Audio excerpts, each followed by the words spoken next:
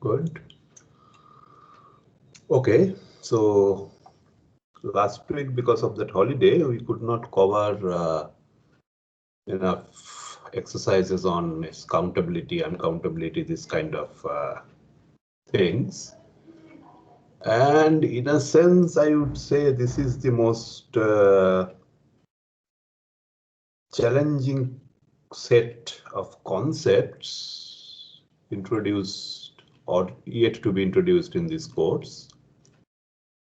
So let us do a little bit more in order to make the ideas clearer.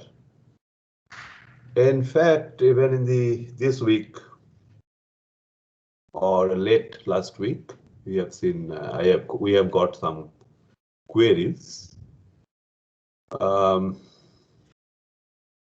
Yeah, so I suggest that we do not stop this topic here itself. So maybe for the first hour or so, I will concentrate on the remaining exercises on the set size issues.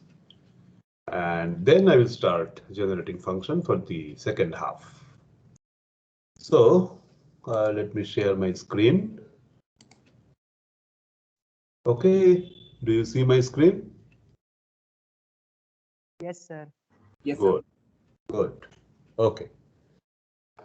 So in the last class, we stopped with the realization or proof that if this denotes the set of all univariate polynomials, the variable is x, and the coefficients are integer, we have proved that this is countable. Okay, so now let us look at polynomials of this form, univariate and with integer coefficients. Now,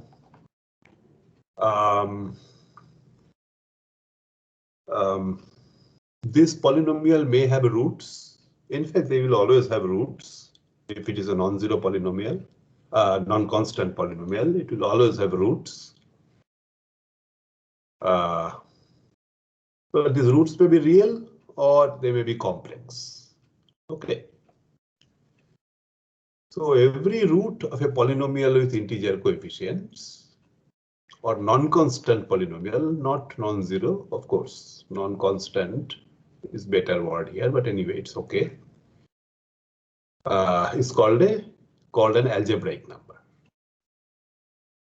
For example, you know, integers themselves are algebraic numbers. Why? Because if I take an integer a, it is the root of x minus a.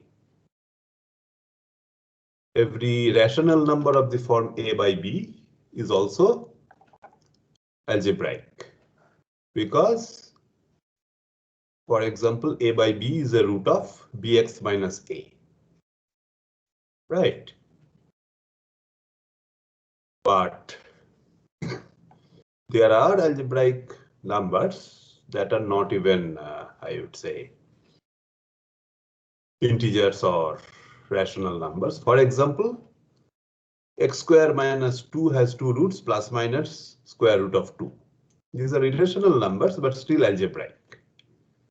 Also, if I look at the polynomial x square plus 1, it has two roots, plus minus I. I is the square root of minus 1. It's a complex number. Okay.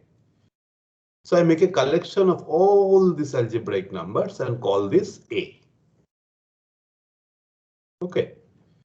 So that even if we now include some irrational numbers beyond integers and rational numbers, this set still remains countable.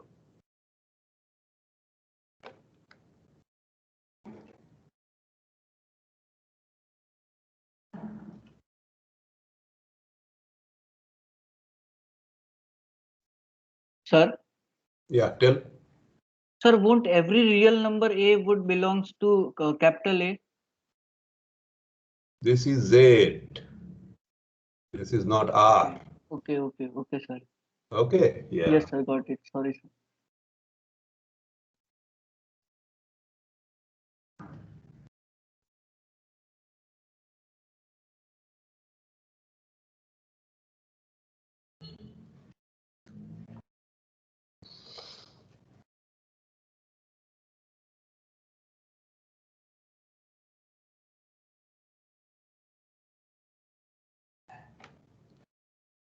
Can you describe algebraic?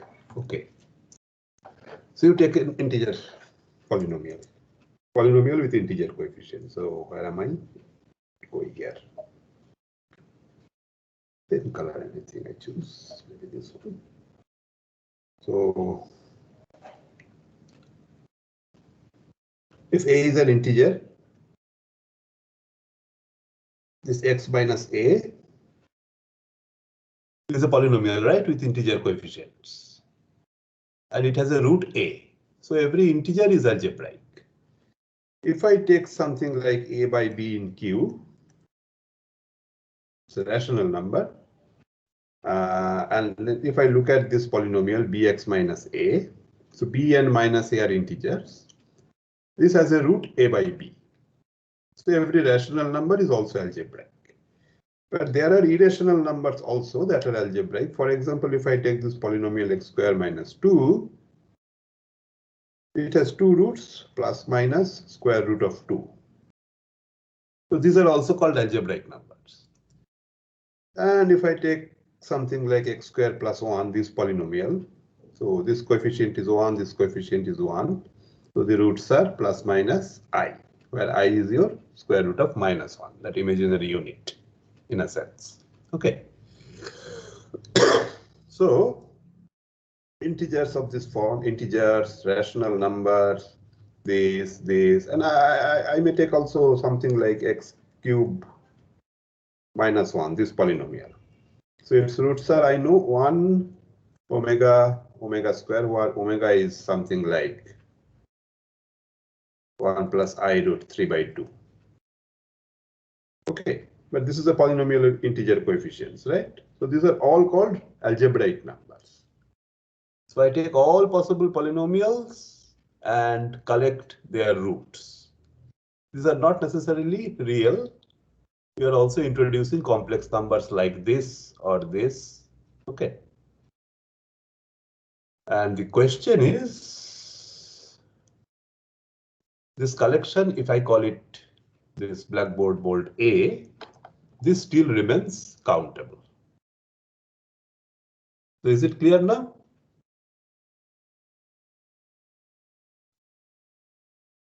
Okay, good. So now let us come back to the exercise. Yeah. Can you show the description of ZX once again? ZX, set Yes, of yes. polynomials with integer coefficients. Sorry. Set of all univariate polynomials with integer coefficients.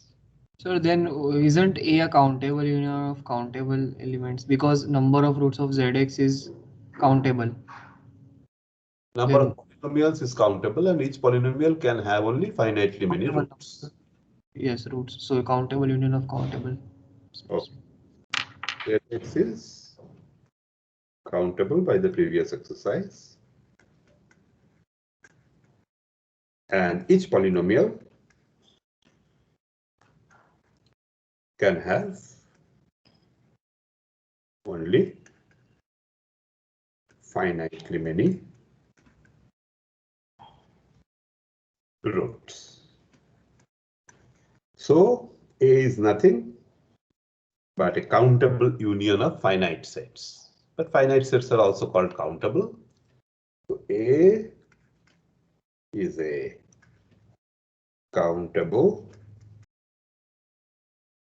union of finite sets. But finite sets are also called countable. Okay. So this is actually a not so difficult exercise, right? This essentially follows from the previous exercise. Okay. Now, we can also call complex numbers transcendental, but let us say T, something like this. It looks like pi, not good. Maybe I use this symbol.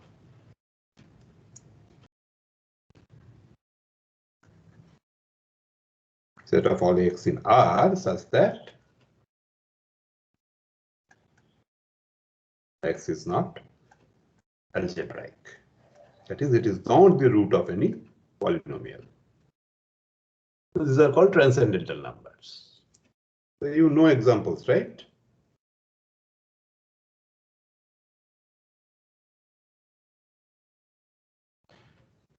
Okay, can you give me some examples of transcendental numbers? Pi. Pi. Pi and E are well known transcendental numbers. So these are examples. Okay. Now I restrict my attention only to real numbers. You can call complex numbers transcendental also, but let us for the moment restrict to real numbers. Okay. Now prove that this set is uncountable.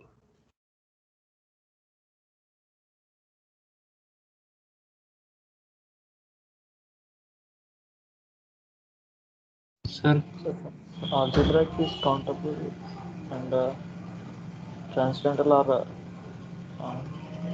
non-algebraic and real is uncountably many. So uncountably many is subtracted from countable, so we get uncountable. So what we have proved in part A is countable. Okay. Therefore, every subset of A is countable. So in particular, if I take this,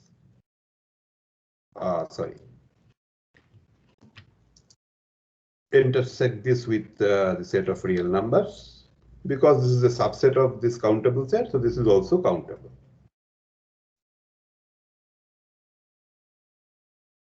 And this is nothing but the so-called algebraic real numbers. Okay. And R and T, write it this way or this way, T is nothing but subtract from R this set. Okay. So this is uncountable.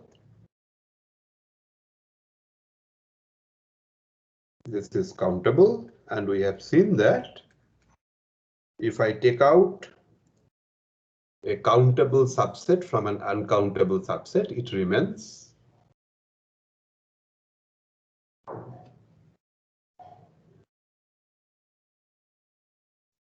the set remains uncountable. We have proved this, right? This was perhaps the first or second exercise in this set. Done, right? Okay, so this is also not very difficult, but I am trying to give you multiple instances of saying the same countability and uncountability argument so that this becomes clearer to you. Okay. Now, starting from univariate polynomials, let us now go to bivariate polynomials. That is, we have still integer coefficients, but two variables like xy. Okay, like xy plus 1 and so on. Now, why is this set also countable?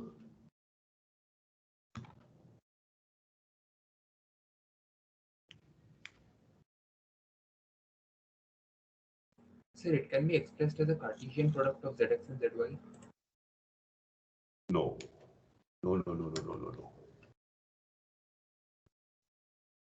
No. It is not Zx. Okay.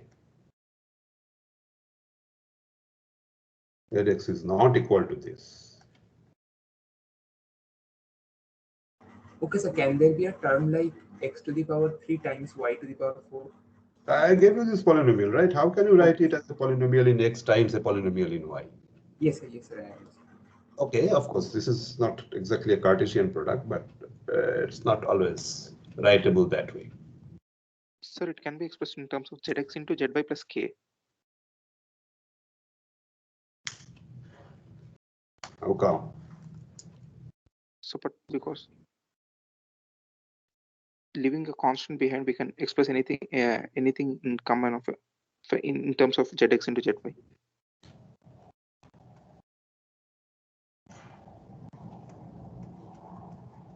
How do you do it?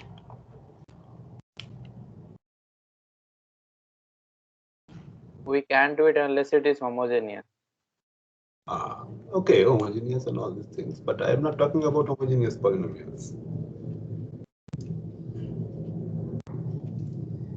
Sir, we can map a bivariate polynomial to a monivariate polynomial where a term x to the power m times y to the power n is mapped to f of m comma n, where f is a bijection from n squared to n. Function m comma n to m plus n is not a bijection. For example, 7 comma 3 will go to 10, 5 comma 5 will also go to 10. No, sir, I'm saying that we start with the bijection from n squared to n. Let's call it f, and then we map the coefficients from x to the power m to the y to the power m, x to the power n m times Okay. y to the power n to x to the power f of m comma n. Okay, that way you can do. This is a better approach. But yes, essentially, why do you have to do it that way? You can simply think of this. What is a polynomial? Again, this will have only a finitely many terms. So maybe a0, 0, x power 0, y power 0, a0, 1, x power 0, y power 1, a1, 0. So these are integer coefficients, x power 1, y power 0, and so on. But only finitely many terms, and you are ending somewhere. Am and x power m, y power n. Okay, only finitely many terms. So now once again, whatever you have done for univariate polynomials, so this has countably many possibilities because this is an integer. This also has countably many possibilities, and so on. So basically, you may classify. It's basically the same thing as having a bijection between n square and n, but you can classify polynomials based upon the non-zero terms that we have, and there are only finitely many of them. Okay, and each non-zero term can take countably many possible values, and there are finitely many of them. So if I only look at the I would say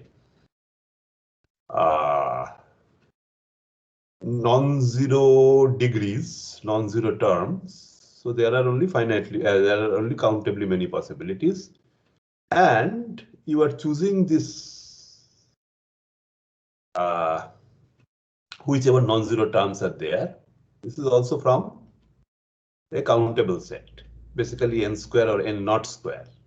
Okay, so that's it. So once again, it's a countable union of countable things. Another way you can view it is this.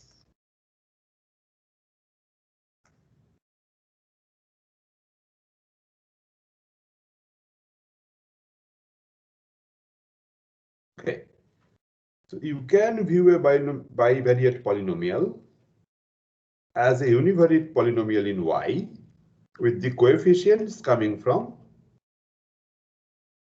the set of all univariate polynomials over X. For example, I can write this one, x square y plus xy square plus 1 as, okay, so x is the coefficient of y square, x square is the coefficient of y, and 1 is the coefficient of this. Okay, so this guy, like z itself, is countable. Yes or no? This is what we have earlier seen. And the set of all polynomials whose coefficients are coming from a countable set is countable. We have already proved it, right? So this is basically replacing z by zx, which is a countable set. This is another way you can view at it. So this is the correct way of doing it. It's not like this Cartesian product or product of polynomials, that kind of thing. You can view bivariate polynomials as univariate polynomials, but the coefficients are again polynomials. Okay. Agree or not? Yes, sir. Okay, good. So now, of course, when we talk about bivariate polynomials, I can, in a sense, extend the concept of what is that called, algebraic numbers. So I have bivariate polynomials. I plug in x equal to a, y equal to b in the polynomial. Then I am talking about a collection of pairs of complex numbers. Such that when I plug in this value a and b here in this non-zero polynomial, I get 0. FAB is 0. Okay. So these are kind of, I would say, algebraic numbers in 2 dimensions. Right. There are 2 variables, x and y, so I have to plug in 2 values, a and b. And if I get 0, I will call a comma b a root of that bivariate polynomial or something like that. People usually do not call them roots, but anyway. So this way I collect all so-called 2-dimensional roots and call this set V, let's say. The question is this set countable or not? In 1 dimension or univariate polynomials, it is countable. For bivariate polynomials, is it countable or not?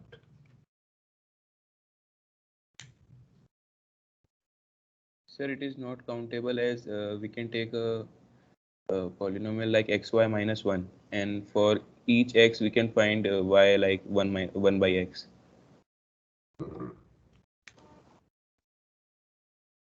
Okay, so fine. So the answer is no. In fact, I can take even a simpler polynomial, x minus y. So every a comma a is a, within quotes, root of this polynomial for all a in R. So that means I can define the bijective map, the injective map from R to V by doing this. So this is an injective map. So this says that V cannot be smaller in size than R with respect to this infinite cardinality business. And this is already known to be uncountable. Okay.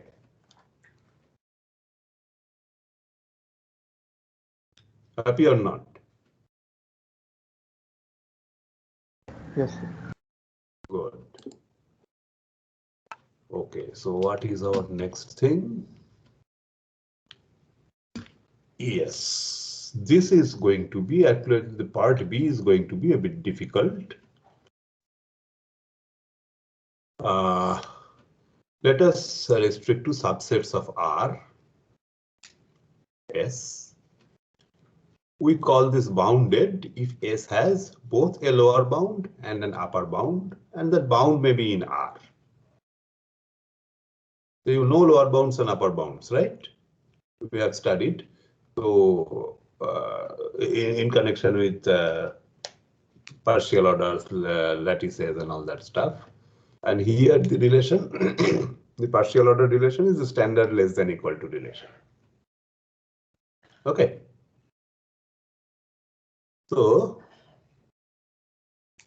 R itself is not bounded because it does have neither a lower bound nor an upper bound. But if I look at the interval 0 to 1, then it has an upper bound of 1, lower bound of 0.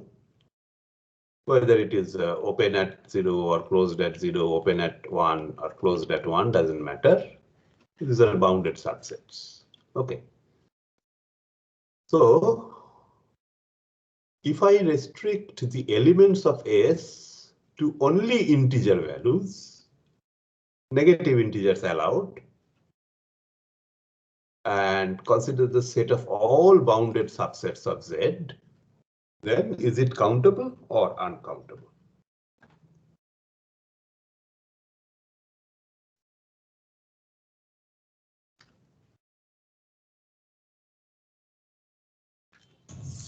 Sir, countable. Why? Sir, we can take any two integers such that the one is less than other. And for the, so now if we take any integer a, then for it we have countably many choices for b. Okay. Then And a is also for yeah, then yes, sir, then a also has countably many choices. A also So we has are doing choices and B also has countably many choices. So for each A, you get countably many B's. But you are choosing the bounds, not the bounded subsets. Yeah, I understand. The bounds can be chosen in countably many ways. But I am talking about subsets, not bounds. So there are only a finitely many number of subsets for a particular bound. Okay, so that completes the argument, right? Okay. So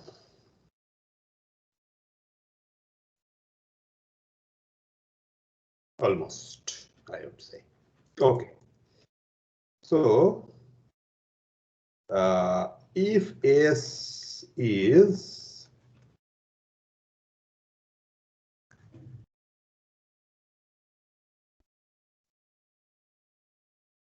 bounded subset of Z, we can choose. Note that I have written that the upper bound and lower bound are in R, not in Z. Okay. So this is an important thing. We can choose the bounds to be integers.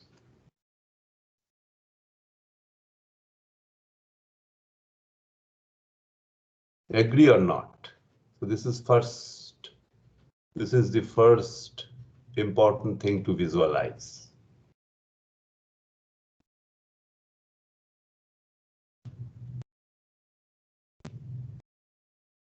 So if, for example, the upper bound is something like X, now since I am talking about subsets of Z, then the floor of X can also be, or will also be, an upper bound on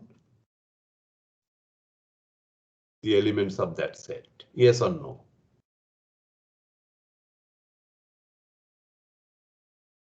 Yes, sir. Okay. Likewise, for lower bounds, I will consider the ceiling. Okay. So can you repeat choosing the upper bound and lower? Yeah. So by definition, bounded means it will have a lower bound and upper bound in R. These are real valued upper bounds. Okay. So if S has an upper bound X in real numbers and a lower bound of Y in real numbers, then is also bounded from above by this and bounded from below by this. Agree or not? Yes, sir. Okay. So without any loss of generality, we can take the bounds as integers. Okay. So without loss of generality, W log means this. We can take Sir, how will this set differ from the power set of Z? That is, we can take the bounds as integers. Yeah. What was your question? So how will it differ from the power set of Z? Power set of Z, for example, contains Z itself, but Z is not bounded. Okay. Okay. So can we prove this in the other way? Like the set of all bounded subsets is the subset of power set. Since power set is countable, this set of all bounded Power set is subsets. countable. Power set of Z. Power set of Z is countable. Come 2 on. power LF node. That is the power set. I mean, the power set theorem. If Z is countable, its power set is strictly larger in size than Z. It cannot be countable. Okay. So without any loss of generality, we can take the bounds as integers. So let us take two bounds A and B.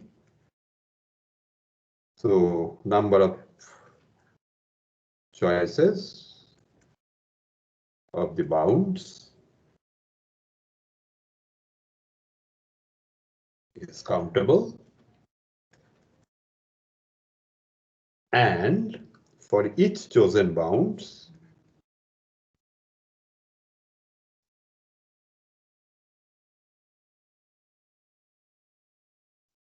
the number of subsets is how much? If I choose two bounds A and B, how many subsets will be there?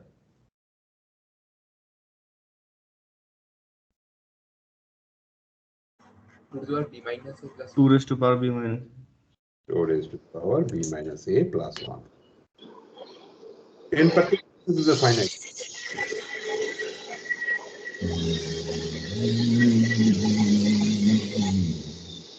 Therefore, this set is a countable union of finite sets. Okay.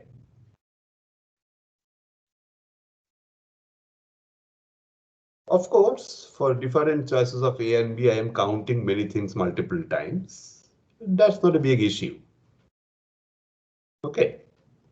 In any case, this set is the countable union of finite sets. They may have things in common, but that doesn't matter. So it is countable. So this is countable.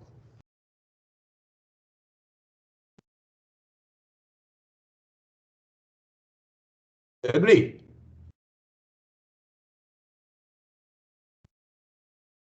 Yes, sir.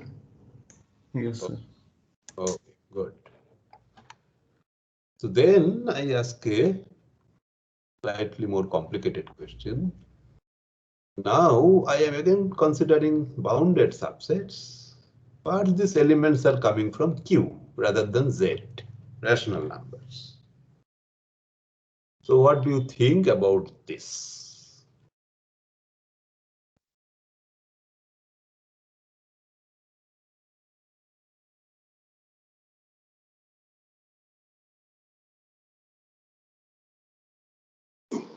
So it should still be countable. Sir, uncountable. Uncountable. So you come to a conclusion. Countable or uncountable? And then you give some justification. Why? Sir, we can create a set of subsets as we take 0 and we take 3, and we take any subset of Q which lies between 1 and 2. So any subset of Q that lies between 1 and 2 is equal to the power set of the number of rationals between 1 and 2, which is uncountable. Yeah. So this is one way of doing it. Although we have not explicitly proved it, but it's true actually.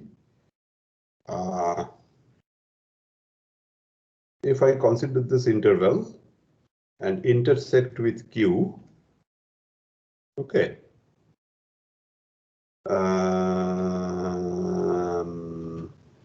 Okay, so this is a countable set.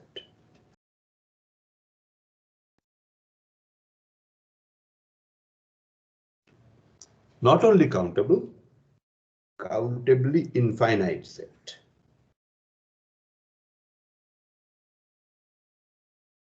Okay. So if I call this set something like T, and all subsets of T are bounded by 0 and 1. Agree or not?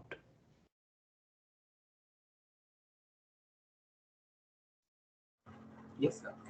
Okay. But this is the power set of a countably infinite set. So this has to be uncountable.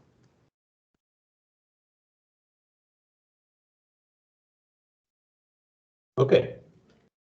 So what's the proof? The proof that I had in mind. So this is also not bad. So I will propose an injective map F from the set of real numbers to this.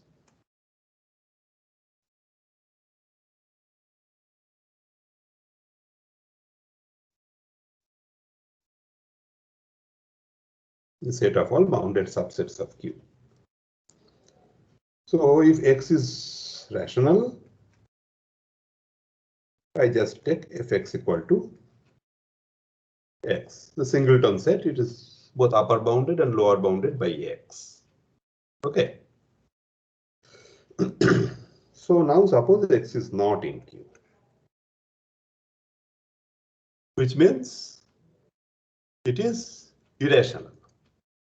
Okay. So I have a decimal expansion of this like this. And infinite, sorry, this is 3. Non-periodic expansion like this. And for simplicity, let's say this is positive A. A is positive. This is the integer part, and point D1, D2, D3. This is the fractional part. So if I now define Fx equal to A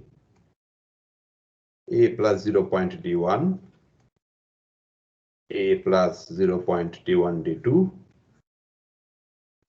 A plus 0.D1, D2, D3, and so on.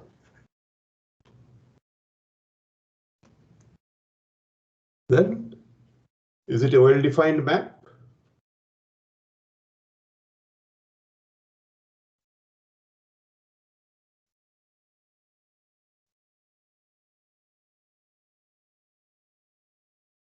Yes, sir.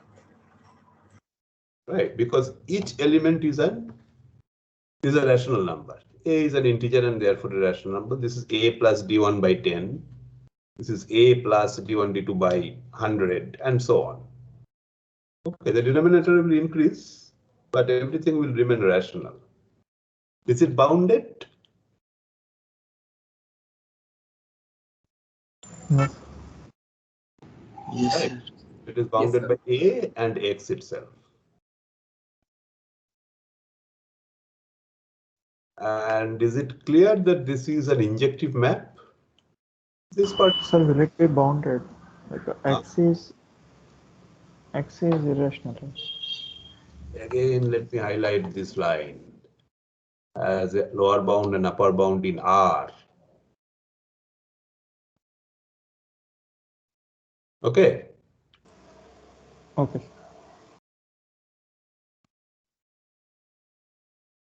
And of course, you can actually choose an upper bound in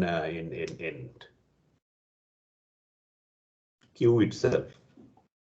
Because take any rational number, bigger than x. In fact, you can take the ceiling of x. That is also fine.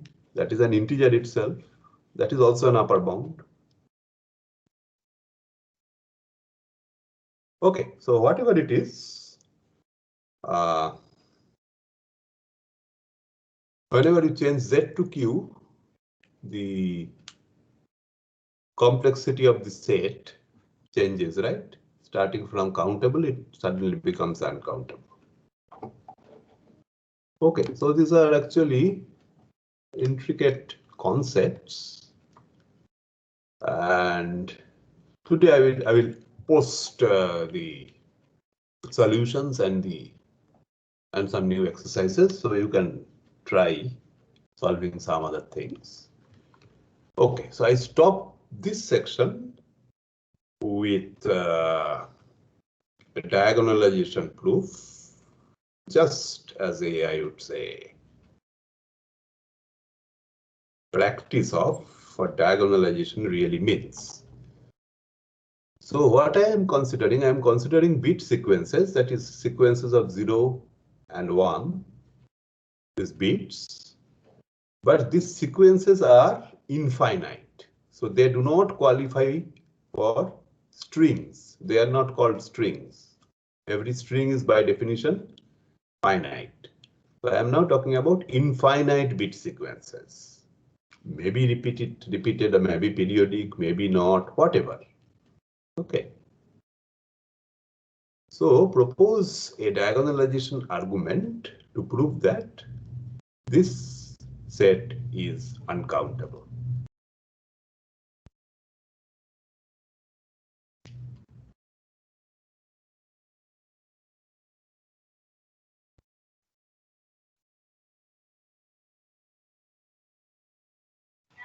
Sir, if we assume that it is countable and we write down all such infinite sequences, and then we change the first bit of first sequence, we invert it, and then second bit of second sequence, third bit of third sequence, and so on. So we'll get a infinite sequence that is different for every other sequence. So which will contradict our assumption that it is countable. Okay, so this is how diagonalization argument goes.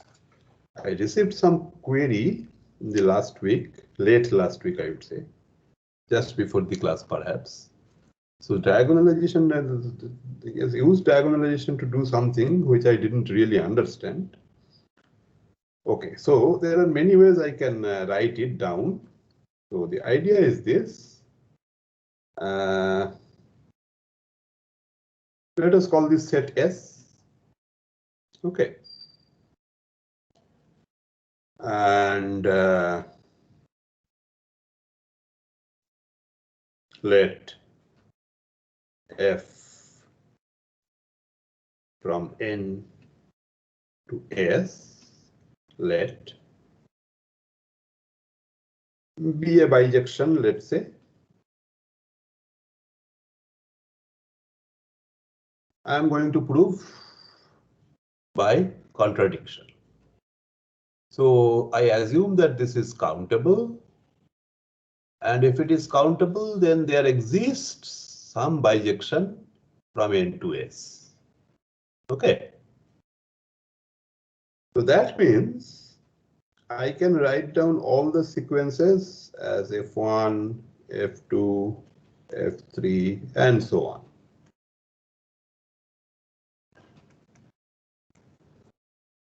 Okay, so maybe this sequence is 0, 1, 1, 0, something. This sequence may be 1, 0, 0, 0, all zeros. This may be 0, 1, 1, 1, 1, something like that. Okay. So under the assumption that this is a bijection, this is in particular a surjection, an onto map. Okay, so everybody in this set S should be covered by this function. Okay, so then I look at the diagonal.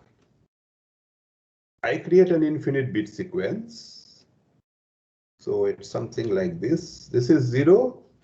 Okay, so let me highlight with another color. Because this is 0, I am taking 1. This is 0, I am taking 1. This is 1, so I am taking 0. Here, if this is 0, I am taking 1. If this is 1, I am taking 0. Okay. So by flipping the bit. Now, so this is also an infinite sequence. So this is a member of S. Okay. Now, this sequence is different from F1 with respect to this, because this is 0 here, this is 1 here. This sequence is infinite sequence different from F2 because this is 0 here, this is 1 here. It is also different from F3 because this is 1 here, this is 0 here. And in particular, any Fn, if this is 0 here, it is 1 here. If it is 1 here, it is 0 here. Okay. So this essentially shows that if I call this sequence A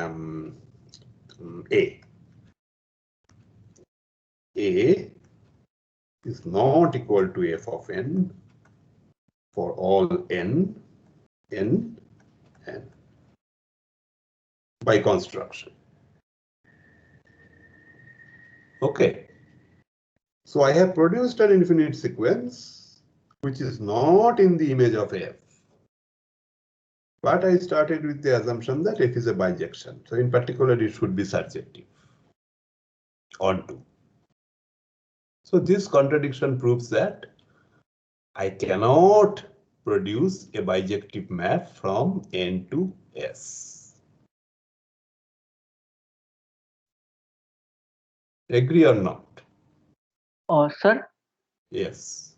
sir, if we like find the value of this binary sequence, so it would map to an integer.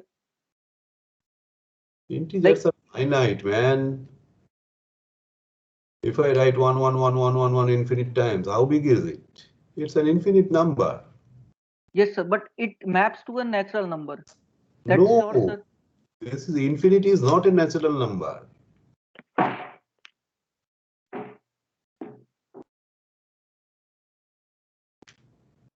Every natural number has a finite expansion, maybe very huge. It may contain billion bits, 2 power billion bits, billion power billion bits, but it has to be finite. No natural number can have an infinite expansion. I mean, not decimal, I mean, not after the point, but before the binary point. Is this concept clear? Yeah, I am getting many questions of this form. So let me highlight in red the binary expansion of every natural number is finite. Maybe large, but finite. Infinite expansions like this do not qualify for binary expansions of natural numbers. Is this fine or not?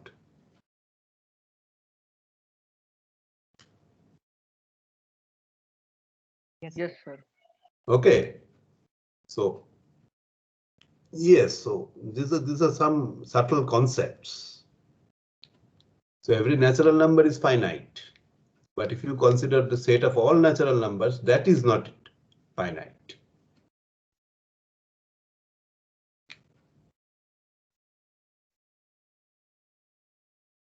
Infinity is neither a real number, nor a rational number, nor an integer, nor a natural number, nothing. Not a complex number. Infinity is, I told in the earlier class, kind of concept. But this concept also has this, I would say, issues about countability, whether it's a countable infinity, whether it's an uncountable infinity. And then the question is, which uncountable infinity? There is only one countable infinity. That is the size of this set of natural numbers. But there are many, at least countably many, countably infinitely many uncountable infinities. Are there other countable, uncountable infinities? So these are big questions. So we should not worry too much about these questions. Okay. But infinity is not an integer, not a rational number, not a natural number, whatever, not a real number. Okay. And this is the important thing. The binary expansion of every natural number is finite. But definitely, if you consider the after the decimal or the binary point, those things can be infinite. If you are dealing with irrational numbers, for example. Okay. Sir? Yes. Since infinity is just a concept, then why are we concerned about the smaller and larger infinity? I am not exactly considering. This is basically trying to understand infinity. And for us, I would say the only important realization is that this is the third part of that lecture. We cannot solve all computational problems. So that is the, I would say, killer application in our context. Okay. Mathematics does a lot of things with these different types of infinities and continuum hypothesis, blah, blah, blah. This is a lot of things. For us, the only implication is that computers cannot solve all problems. And that is the reason I am trying to introduce to you these concepts.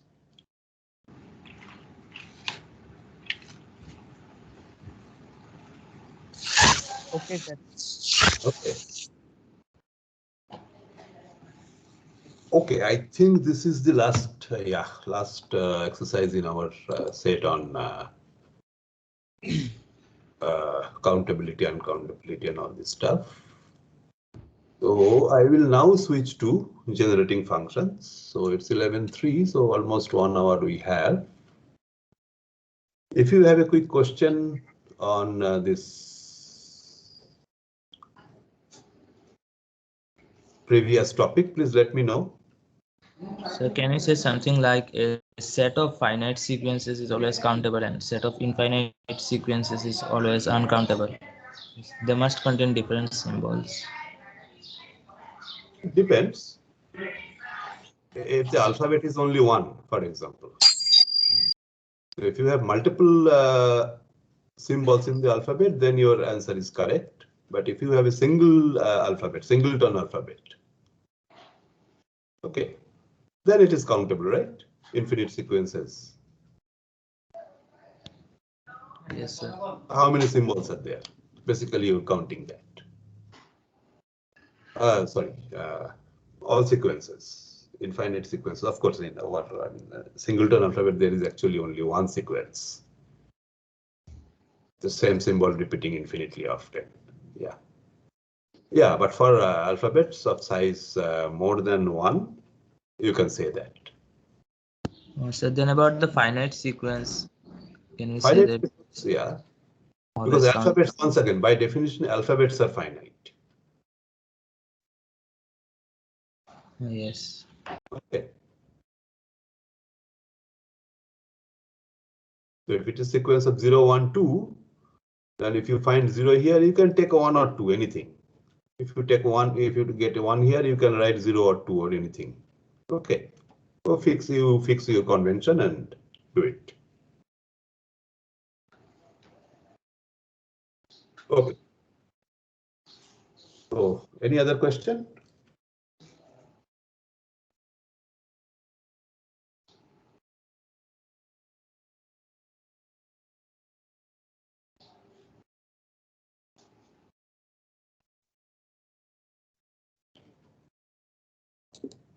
Okay, so if not, I will switch to generating function exercises, but these are not, I would say, so conceptual.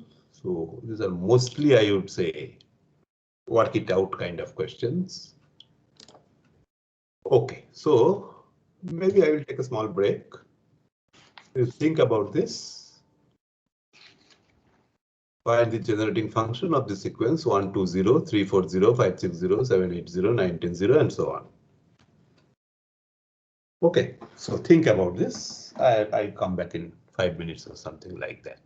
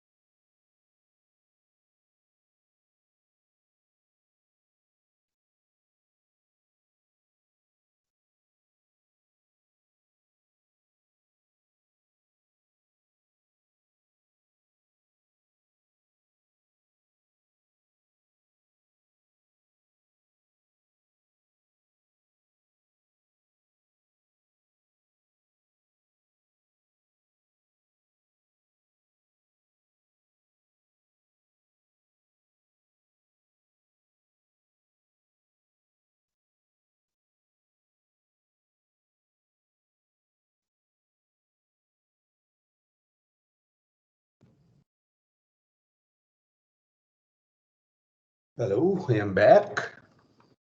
So, what is your suggestion about this?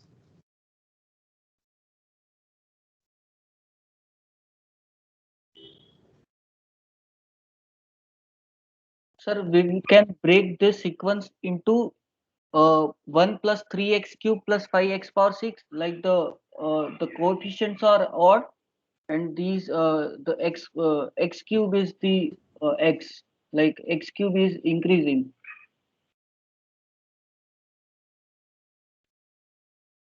You want to break it like 1, 3. 1 plus 3x cube plus 5x power 6 plus 7x power 9 as a one sequence, and Oh. the other sequence is x times 2 plus 4x cube plus 6x x power 9 and so on. Is it working? Yeah, it will Yes, perhaps sir. work. Yes. Yeah, so there are many ways you can break it. For example, you are taking 1, 3, 5, 7, and the second one. Yes, you can take it this way. Yeah. So this is basically the sum of this. One. Oops.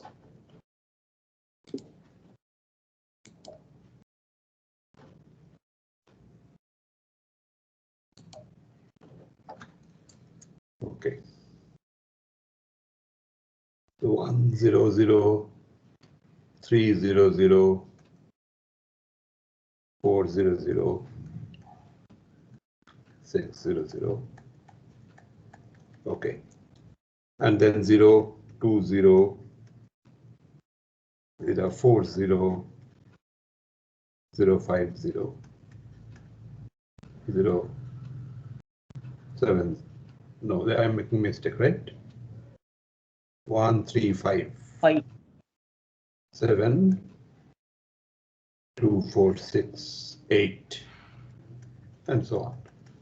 So if I take this generating function and this generating function and add them up, I will get this generating function for the given sequence. Okay, there are other ways of breaking it down. For example, I can simply write 1, 2, 3, 4.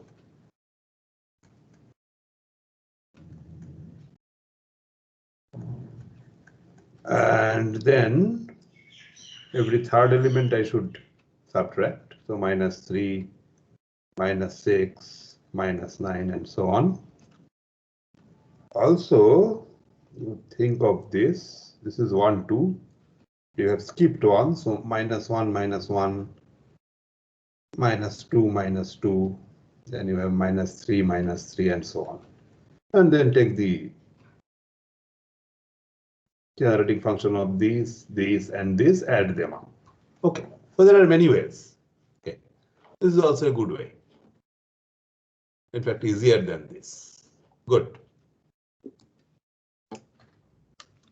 Okay, then let us say you are given a sequence A0, A1, A2, and so on, and the corresponding generating function is this. So you express the generating function of this sequence A0 plus A1, A2 plus A3, A4 plus A5, A6 plus A7, A8 plus A9, blah, blah, blah, in terms of this generating function.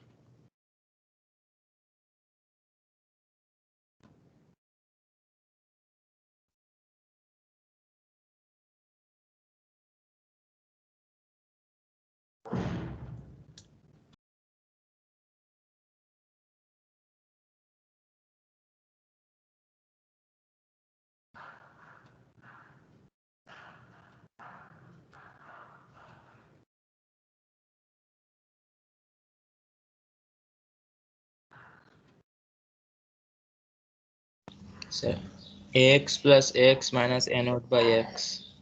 Ax plus X minus a naught by x.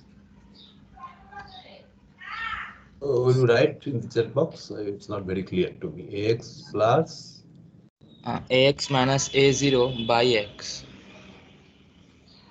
okay, x minus a0 over x. What is this? This will be this. X plus x. No, let me write down. Oh yes, yes. This will be. Yes, sir. 2x, a 3x square, a 4x cube, right? This sir. is okay. And your ax was a naught, a on x, a 2x square, a 3x cube. If I add them up, this is a0 plus a1, this is a1 plus a2, not a2 plus a3. Okay. Sir, a root x plus a minus root x by 2 plus a root x minus a minus root x by 2 root x. That is correct. So this is wrong, right? Calculation errors are there. So let me write it down. This is a naught plus a1, a2 plus a3, x, a4 plus a5, x square, and so on. Okay. So I collect these first things first, a0 plus a2x, a4x cube, x square, a6x cube, and so on. Then I collect a1, a3x, a5x square, a7x cube, and so on. And then you can write this as, now this is your domain basically, it's fairly straightforward, a square root x, a minus square root x, whole by 2, this is the first sum. The second one is a square root of x minus a square root of minus root x, sorry, not x. And I think you should divide by 2 root x. Okay.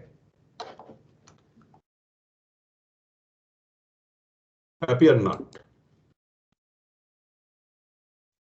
Yes, sir. Good. Okay. Okay. So once again, let us say Fn is the nth Fibonacci number. So F0 is 0, F1 is 1, F2 is 1, F3 is 2, F4 is 3, and so on. Okay, so I'm starting at index 0 and with 0, 1, 1, 0, 1, then 1, 2, 3, 5, 8, 13, 21, 34, and so on. Okay, so prove this fact. If I take the nth Fibonacci number, divide it by 2 power n, and I add it up over all n greater than or equal to 0, I get 2.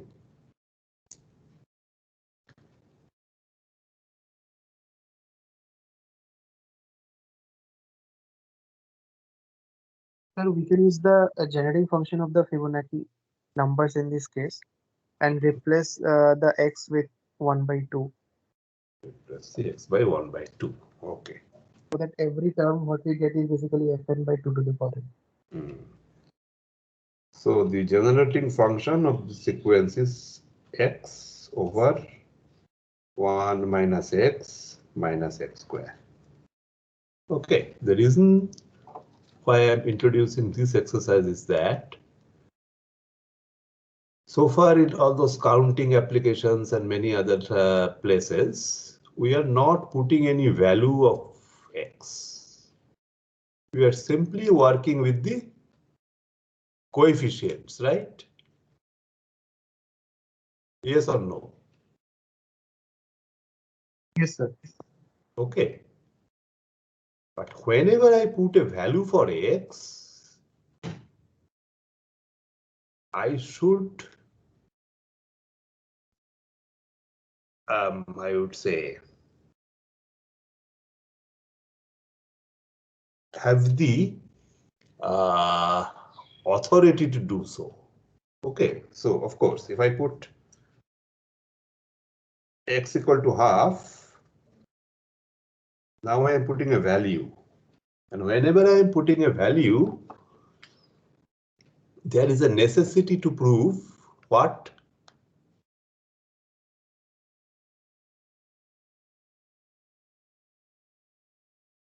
That is, I can legally put x equal to half. So far, we have not put anything with this x. It's just a placeholder.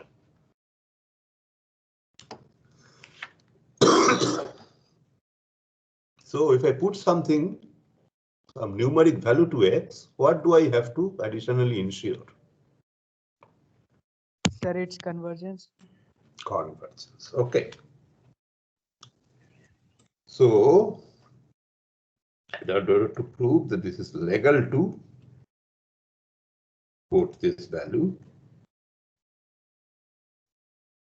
if and only if series converges for that particular value. So if I now look at this expansion, x 1 minus rho x. Okay. And the complex conjugate of rho. Rho is the golden ratio, and its conjugate is this.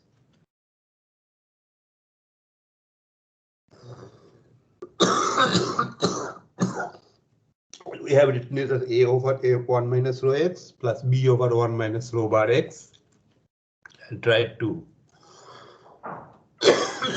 expand to get an explicit formula for the nth Fibonacci number, right? So if I plug in x equal to half, these expansions should continue to make sense. But what is rho times half?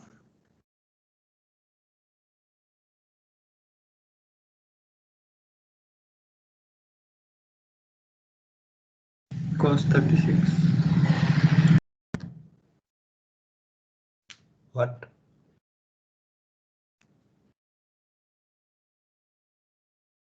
So what is rho? It's something like 1.6. 1.6 something something, 1.618 or something like that. If I multiply that by half, this becomes smaller than 1, right? Yes, sir. This is already, you can find out that this is already smaller than 1. So if I multiply that by half, that will continue to stay less than 1. And you know, so something like 1 over 1 minus something converges if that something is less than 1 in absolute value. So now it is legal to put this value. And then it is obvious remaining thing. This is half 1 minus half minus 1/4. So half by 1/4, which is 2. Okay. Sir, while deriving the formula for fx. So before putting this. Sir. What? Sir, while we were deriving the formula for fx, we have never, sir, assumed anything. So we can directly put. I have never assumed anything. We do not need to assume anything. But whenever I put a value, I have to consider this. For example, if I put x equal to 2, let's say, okay. Then what will say? What will this expansion say? Fn times 2 power n will be, if I put 2 here, 2, 1 minus 2 minus 4. So how is that coming? 2 over minus 5. This is certainly absurd, right? Sir, I didn't get how we are getting the question by putting x equal to half. Like it is the nth quotient of Fibonacci series, right? What is fx?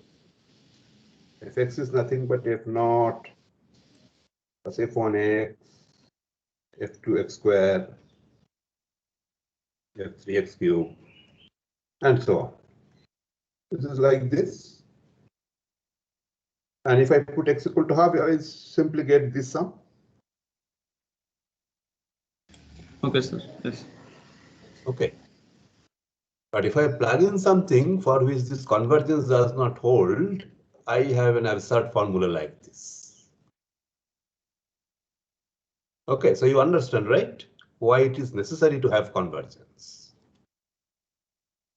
I simply plug in x equal to 2, and then I see a set of positive numbers add up to -2/5.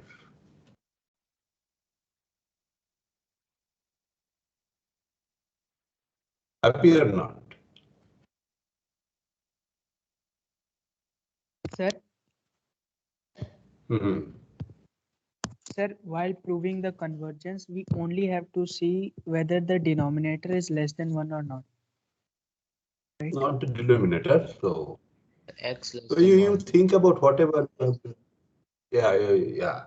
Whatever you have been taught in your maths, maybe 2, 3, which course I do not know. So when does a series converge? Infinite series converge. Right?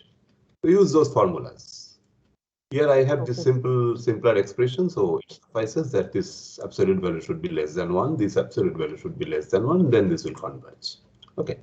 If it does not converge, I have absurd results like this. Okay, good. Okay, so let's see what is the next one. Okay, so this is once again a numeric exercise, almost numeric exercise, I would say, about exponential generating functions. So if AX is the exponential generating function of the sequence, so what is the exponential generating function of the sequence? A1 minus A0, A2 minus A1, A3 minus A2 in terms of this.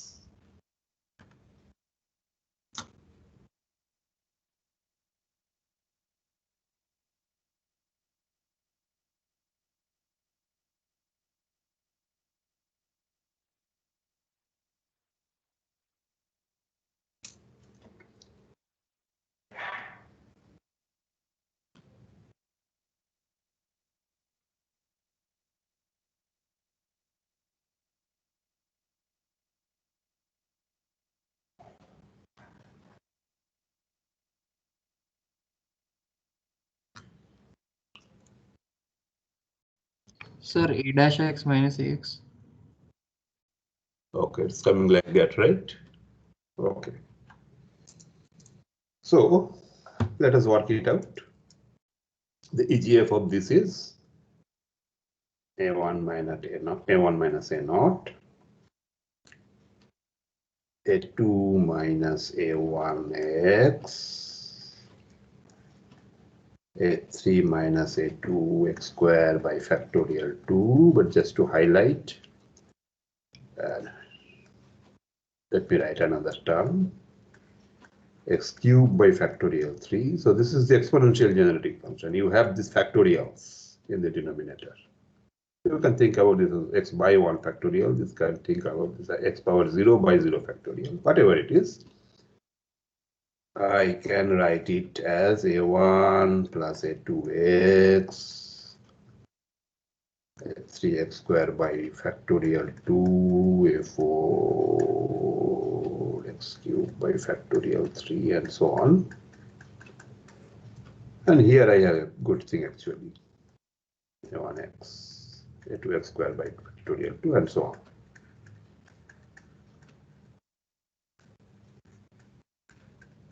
Okay, now if I take derivative of this with respect to x, I will get this. Okay, easy to see. So this is nothing but a prime x, a x. Okay, so this is basically called a formal derivative because I am, for most part of these exercises, not interested in plug-in values for x. But still I can talk about formal derivatives that use the formula of standard formulas. Okay. Okay, good. I think they should not have any further issues. Okay, so this is an application. Okay, so let's say that A is a real valued discrete random variable. This result is true also for continuous random variables, but let us work it out for discrete random variables. And n is a non-negative integer. So you are coming immediately after your probability statistics class, right? Yes, sir. Yes. Okay, so you know random variables. Yes, sir. Okay. Okay, so discrete random variable, continuous is also fine. Instead of using summations, you have to use integrations. Anyway, that's okay. And the nth moment of a about 0 is defined as the expected value of a power n. Okay. And so you have a 0th moment, first moment, second moment, third moment, and so on. For every n in n naught, I can define this. Okay. And if I consider the exponential generating function of these moments, this is called the moment generating function of A.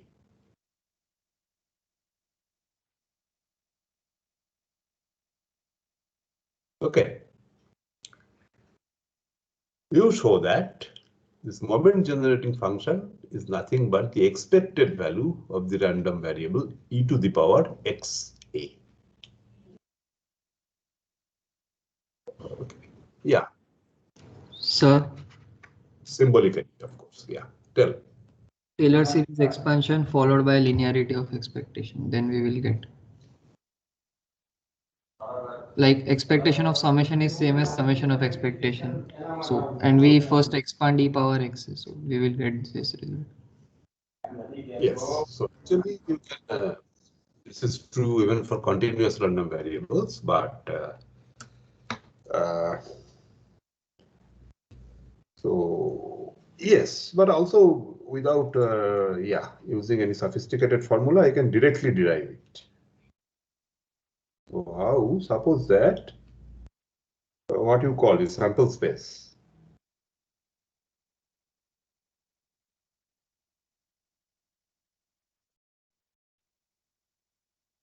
Suppose that the sample space is something like this set.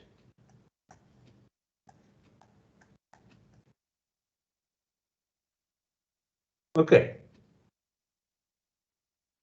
You call it sample space, right? Or something else. So these are the values that A can take. Yes, sir. Okay, good. And let's say probability A is equal to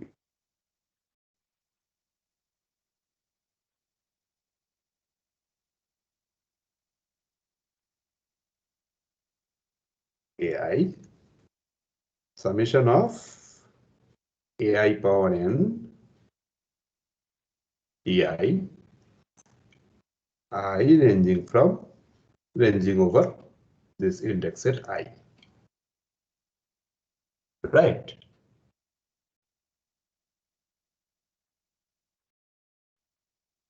Then what is the moment generating function of A? This is nothing but summation mu n x power n factorial n integer values greater than or equal to 0. I just simply plug in this.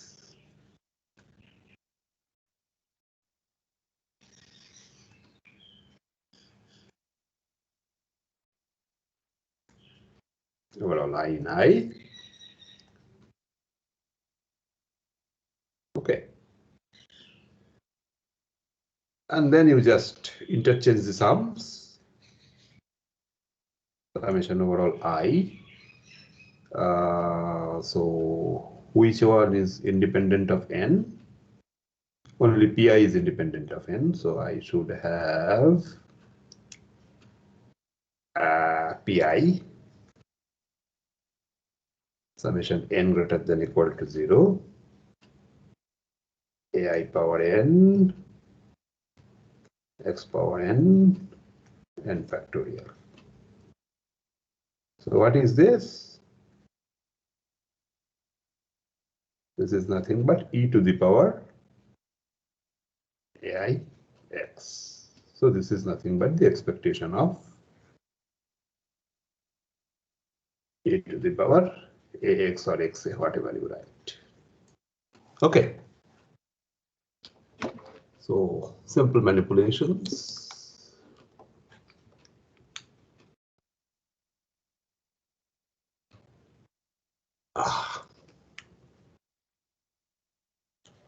Yeah, think about this.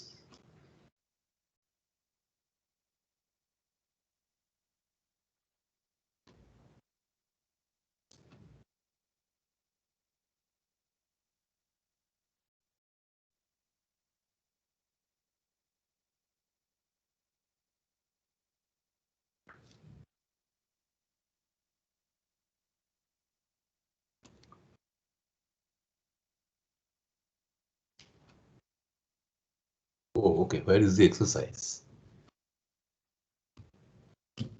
Oh, I forgot to do this.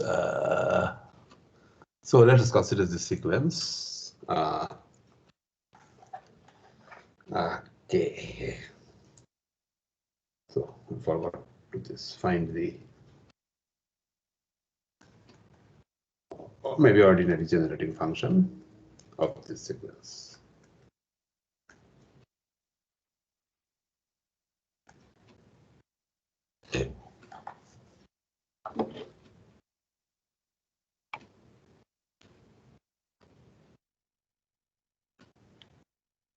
And then find an explicit formula for an.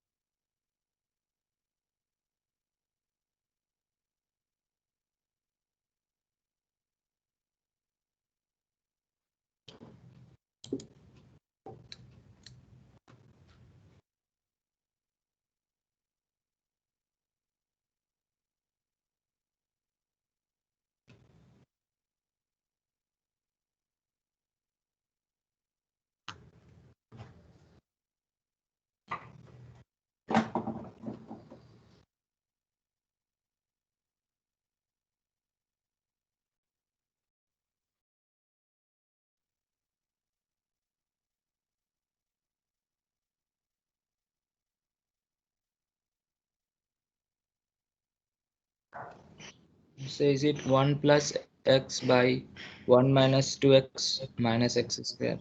It will be something like this, but how did you come up with that? So that is the important thing. So one part there is a prefix sum, so I changed it with ax by 1 minus. Okay. So that is the that is the idea here.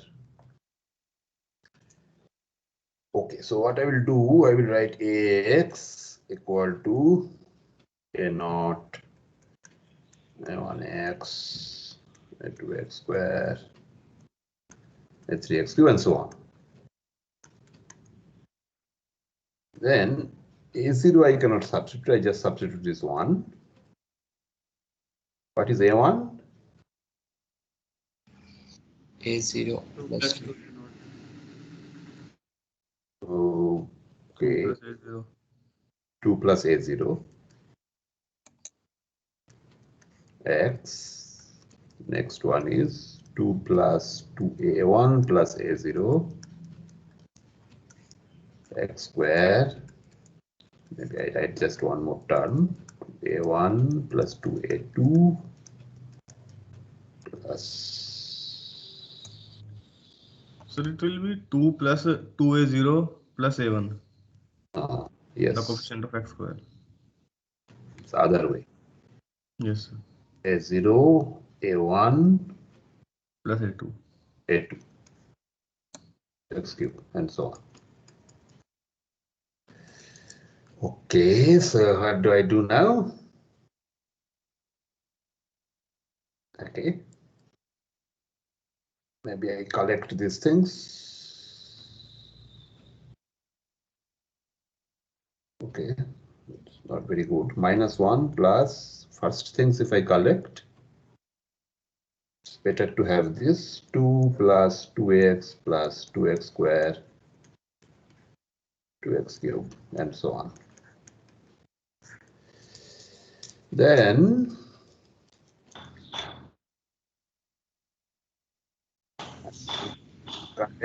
say is 2x 1x square. Okay.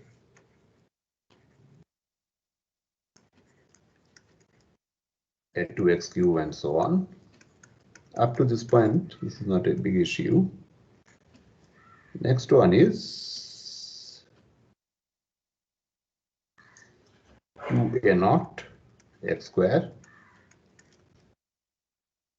2a0 plus 2a1 x cube. Maybe I write this another term, a0, a1, a2, x power 4 and so on. Okay, so -1, this is simple, 2 over 1 minus x. Next one is xax, right? A0 plus a1 x plus if I take x common.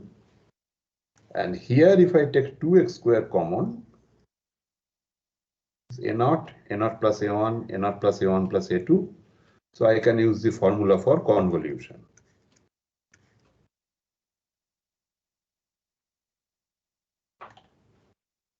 Okay, so if I made no calculation mistakes, it's something like this. Ax So is the second term should be 2x by 1 minus x, right? There is no constant term 2. Which one? This one. Yes, sir, the constant term 2. So shouldn't it be 2x by 1 minus x? Okay, what I have done, I have taken -1 out here. Okay, sir. Okay, sir. Yes, sir. That way also you can do, yes. Keep this one and then start from 2x. That also you can do. That also you can do. Yeah. Now just simplify for ax. The simple equation. Okay, so maybe I just have time for one more exercise. So this exercise essentially illustrates this convolution formula. Yes, anybody is trying to say Sir, something? this sequence will go on, no, sir? Like 2x square plus 3. It would be the next term would be of the sequence. Which one?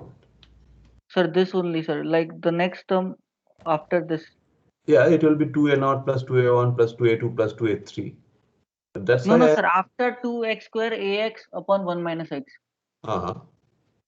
What is the issue? I do not understand. If ax is something like this, ax over 1 minus x will be a0 plus a1 plus a0 plus a1x plus a0 plus a1 plus a2x square. This is what kind of thing you are seeing here, right? Okay, okay, sir. I got it now. Okay, so for prefix sums are generated by that sequence by 1 minus x. Yeah. Okay, so maybe another exercise let us do. Okay. Suppose that the generating function of a sequence satisfies this, f prime x is equal to 1 plus ax. Let's show that ax is something like this. This is straightforward. You work it out.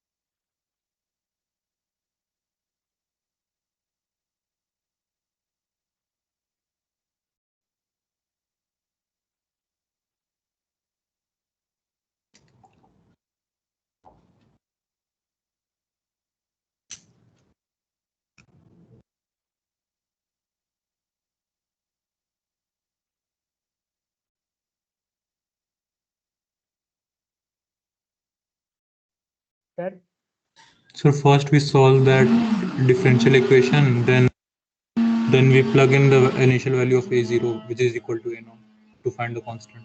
Don't solve differential equations. Yeah, so this is not exactly a question of differential equations. Let us work with I would say infinite series manipulations. Of course, I understand that this is a simple differential equation which you can solve, and you will So we possibly get a recurrence relation between like something like an is equal to n times an plus 1. yeah, something like that will happen. So let us work it out. Yeah, of course, you can do it using differential equations. So anyway, ax is something like a0 plus a1x, a2x square, a3x cube, and so on. So 1 plus ax is a0 plus 1,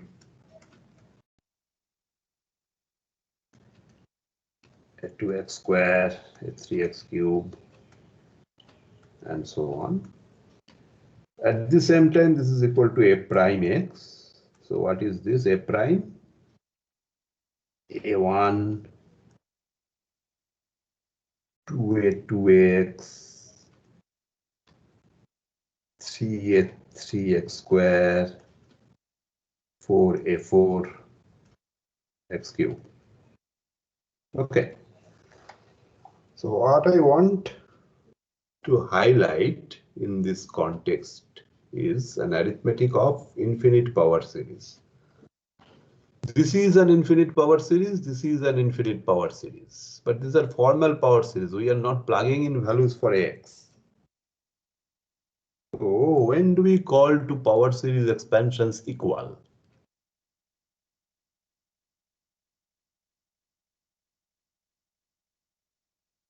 When each of the coefficients are equal.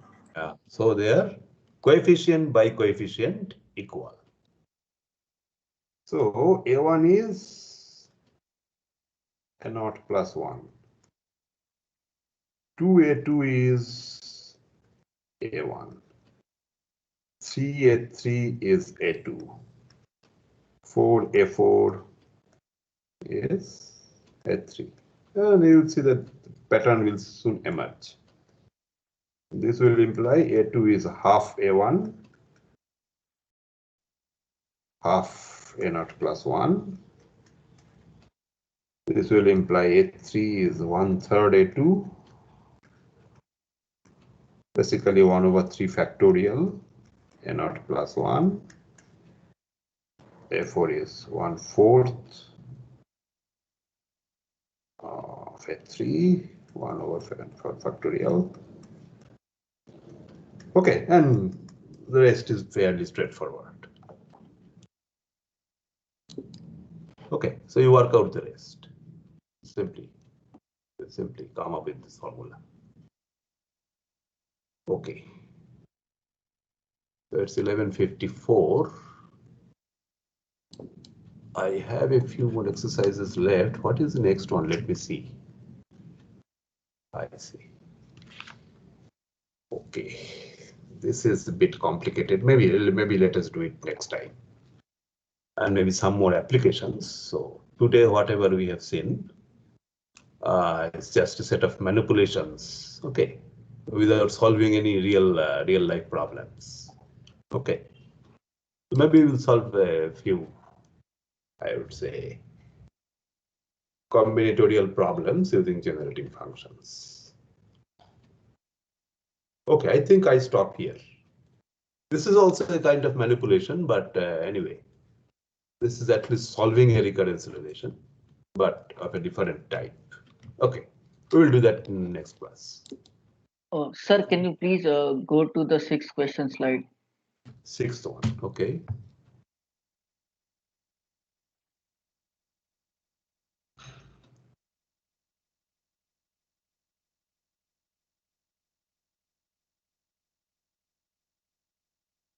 Yes, sir, my doubt is clear now. Thank you, sir. Okay, good. Sir, can you go to the one with probable expectation? The question. Expectation.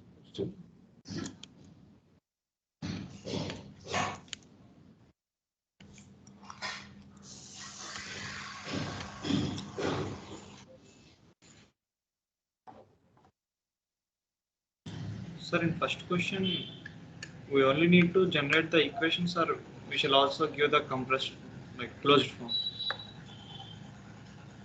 Which one? First question. Absolutely, first question. This one. Yeah, I didn't work it out because it's easy. Yeah, I just gave you a hint how to proceed, and then you do the rest.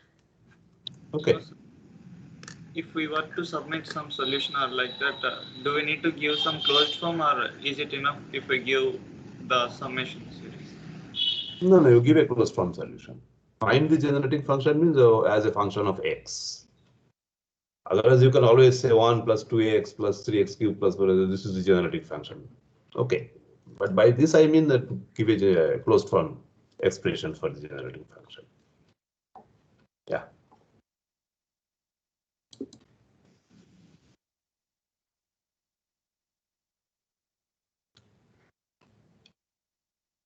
Yeah, so any other query?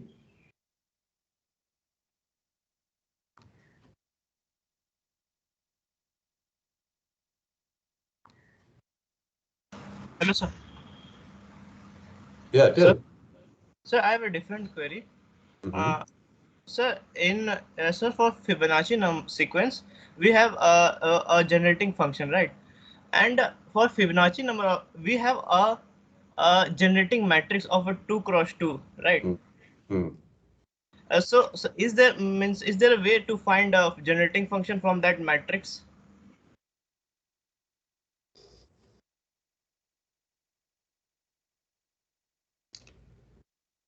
Of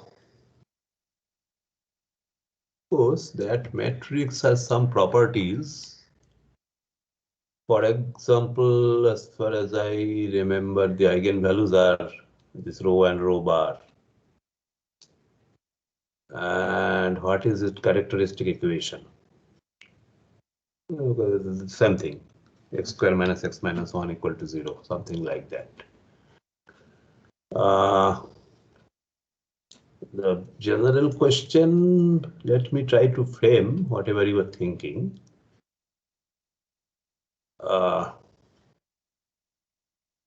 Given a sequence, if I can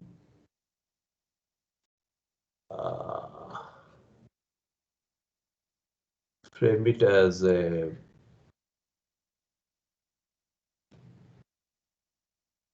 matrix kind of stuff, as we can do for Fibonacci numbers. So can that matrix help us in identifying the generating function? So that was your question, right? Yes, sir. Can we go from matrix to function and from function to matrix like that?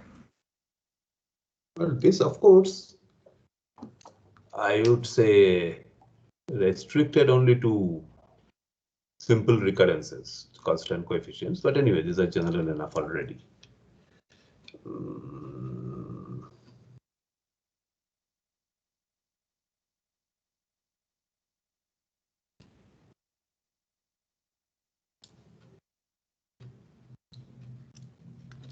What do I say? It's not very. Okay, I'll think about this because this thing is not yet getting conceptually very clear. But anyway. So I was like asking this question because creating that generating matrix is I find it very easy. So if I can if there was a way to convert that to function, then it would be very helpful. So you think, so in general, if I have something like this, any sequence, maybe a degree 2 sequence, so you give a 0 and a 1, and after that you write n plus 1 and by a matrix M, constant matrix in n minus 1. Okay. So how does this matrix help in identifying the generating function? Just you work it out. Put some values for these elements of M, and yeah, it's a lot of calculations. I cannot immediately visualize it. But of course, this matrix is important. Yes. This is another way of specifying, I would say. Essentially specifying n plus 1 in terms of n and n minus 1, specifying n in terms of n and n minus 1 is trivial. So how does the properties of this matrix help? Okay, you figured it out. Try to work out some examples and let us know. Sir? Yeah. M will be 2 cross 2 matrix or? 2 cross 2, 2 cross 2. Because it will not work, sir. Because how will AN be represented in terms of AN and AN minus 1? I didn't understand. How do I? Means if M is 2 cross 2 matrix, we multiply it with this column matrix, right? AN minus 1. And equate both sides, then we will get AN in terms of only AN minus 1. Then how means? Why? AN is. Okay, understood. Entries of M are themselves functions of N, right? Yeah, so 1 0 will be the second column or something like that. Okay.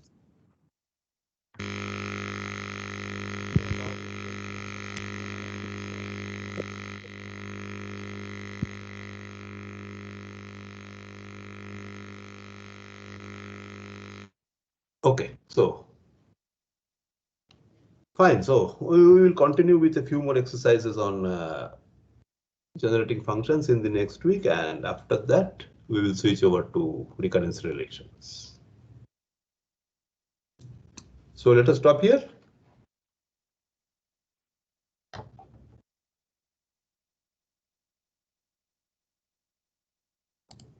Thank you, sir. Thank you, sir. Thank you. Bye. Thank you, sir. Thank you, sir. Thank you, sir. Thank you, sir.